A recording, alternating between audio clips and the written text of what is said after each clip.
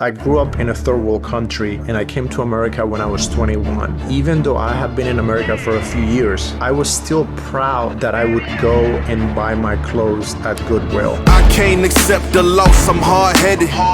There's a little bit of madness to my method. I was trying to get like the cheapest sneakers that I could buy, pants for $7, regardless of how much money you're making. Being poor, it doesn't matter if you're making a little bit of money or a lot of money. It all starts with how you think about yourself. Like you feel it, you think like that. That's everything around you. That's how you're acting. And that doesn't change with money. That changes in your mind first. And the reason that I'm telling you this is because I grew up in a third world country. I grew up in Havana, Cuba, and I came to America when I was 21. And the funny thing is that even though I have been in America for a few years, I was still proud that I would go and buy my clothes at Goodwill. And I was getting like pants for $7, and that was like an accomplishment. And I was trying to get like the cheapest sneakers that I could buy, and my backpack, I bought it at Ross for like $10, and I was so proud of myself for being able to save money and live very like in a frugal way, because I came from Cuba, and for us the fact that you could get things for cheap, it was more interesting than having a different mindset. The reason that I'm telling you this is because on that trip that I was telling you about, I went to film a commercial for a company called Sea Dream.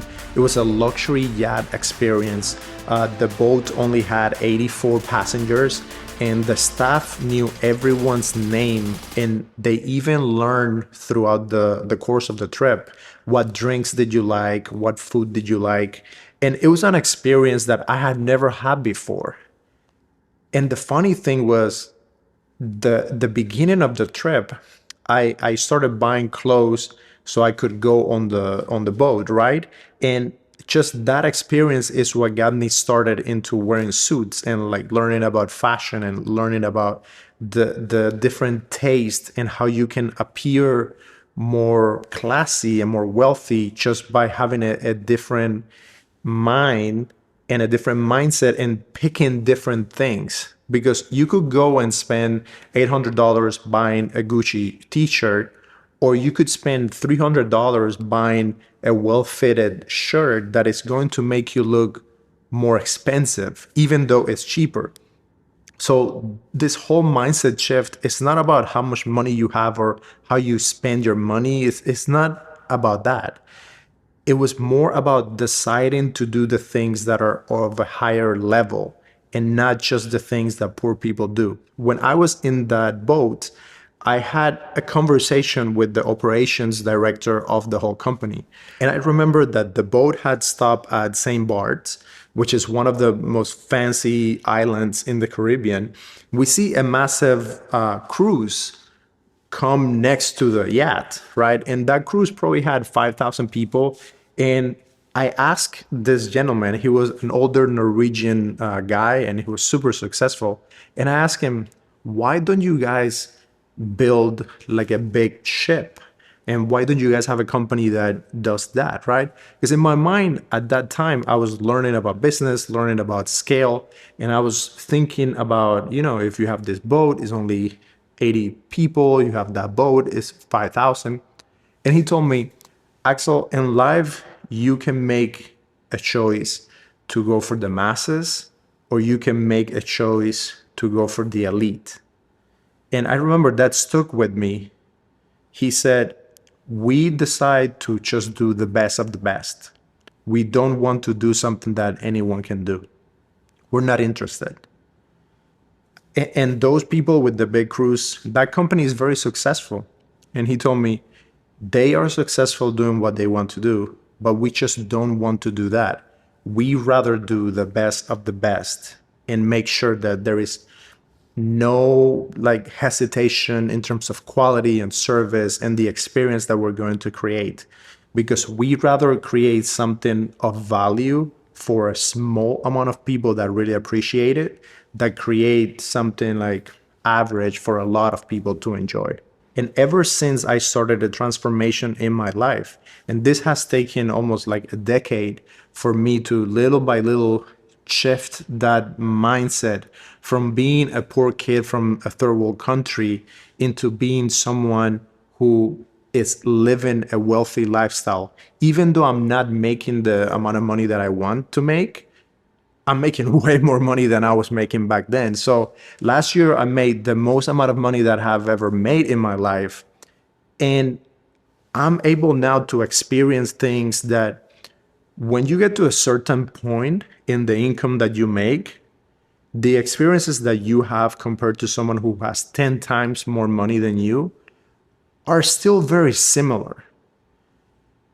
And it's not so much about how much money are you going to spend in a dinner, is where are you deciding to go and have the dinner in the first place? And what are you doing when you're there? How are you dressing yourself when you go to that place? How are you treating the staff when you're there? Are you making connections with people in that place?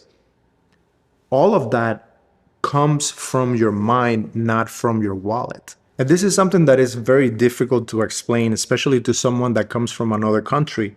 I experience this with my dad every now and then when I'm trying to explain to him the things that you can and cannot do with money, and how are you focusing on what to do based on the actual goals and the things that you want in your life, not just how much money are you going to make out of that.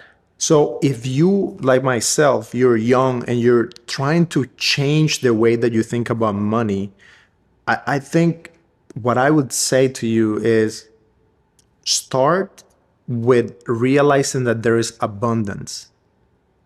And it is very difficult when you don't have the abundance to see that there's abundance of money in the world, especially if you live in America.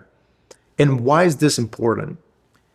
If you keep thinking that everyone is broke like you're never going to try to create a product or create a project or a business or anything that can appeal to someone that is actually rich or has 10 times more money than you. If you don't realize that that is possible, you are still going to try to sell your services, your time, everything that you do and everything that you're connected to. You're going to try to do it for someone at your income level. And it just, you're never going to be able to scale or make real money if you're only thinking of how can I do something that someone like me is going to buy.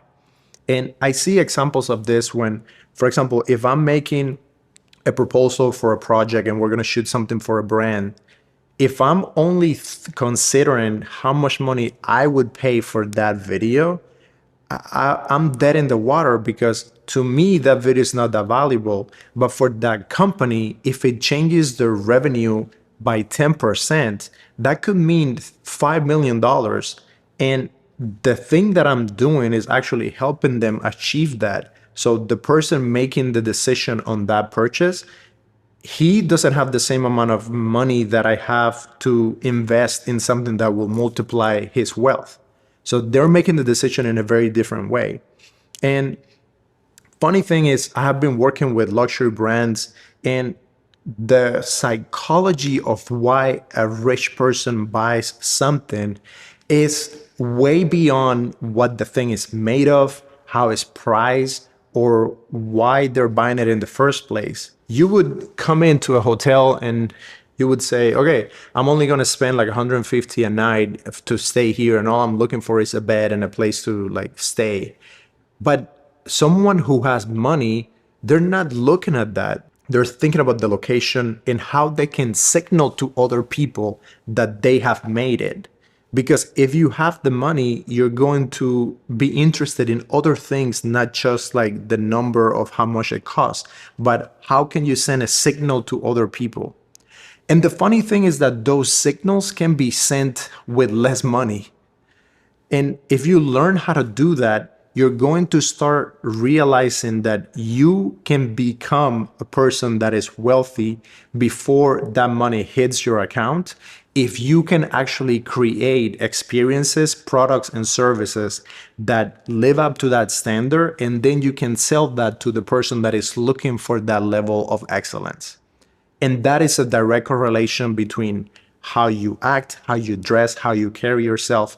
When you go out into the world to do anything, instead of trying to do like the $10 cheap version of everything, just take a break and see how could I do less but of a higher quality. When you change the way that you think about this, it's not only going to affect how much money you make, but it's going to basically transform everything that you do in your life.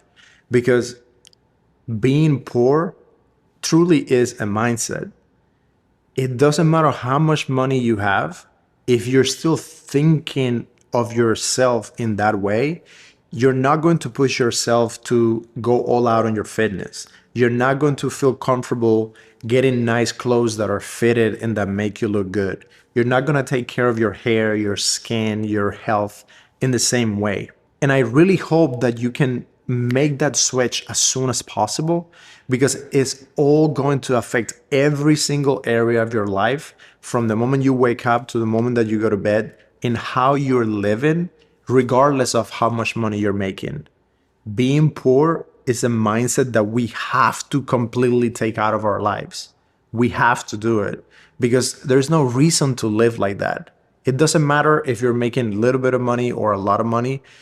It all starts with how you think about yourself. I think that is one of the fundamental shifts that I have experienced in my life that has allowed me to make literally 10 times more money than what I was making before, just by making that shift. And I hope you could do something similar and you can start making a lot more money, because trust me, it definitely will change your life.